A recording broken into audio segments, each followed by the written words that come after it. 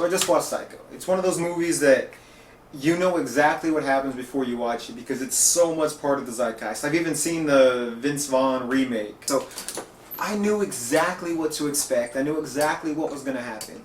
And yet I still found myself on the edge of my seat throughout that movie.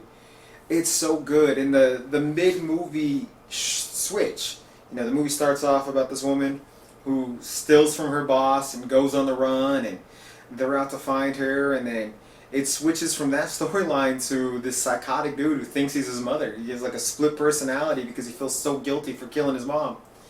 And the switch is so seamless. It feels so organic, and yet it's still jarring because what you thought the movie was, it's no longer that.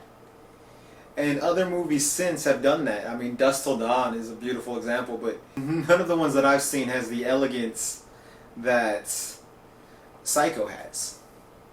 I mean, and as a slasher fan, you definitely see the origins here. I mean, there's a little bit of blood, but it's black and white, and it's very artful, very tasteful. But it's still, it has the tropes. It has the build, the suspension, the disbelief, and I was amazed at how little score it has. A lot of that movie is played dry, and when it uses the score, it's very much for effect. It's easily one of the most elegant films I've ever seen. They don't make elegant movies like that anymore. They should. It's beautiful. I don't think anyone needs me to recommend Psycho. It's one of the greatest movies ever made, but it's fun. The reason I finally went around and watched this because I was hanging out with some people the other day, and they were like, "Oh, it's so slow and boring," and I'm just like, "No, it's not." Like, watching it, it's not slow. You spend most of the movie on the edge of your seat. You're invested is the best word. It's not fast paced. It's not a modern movie where everything's happening a million miles a second.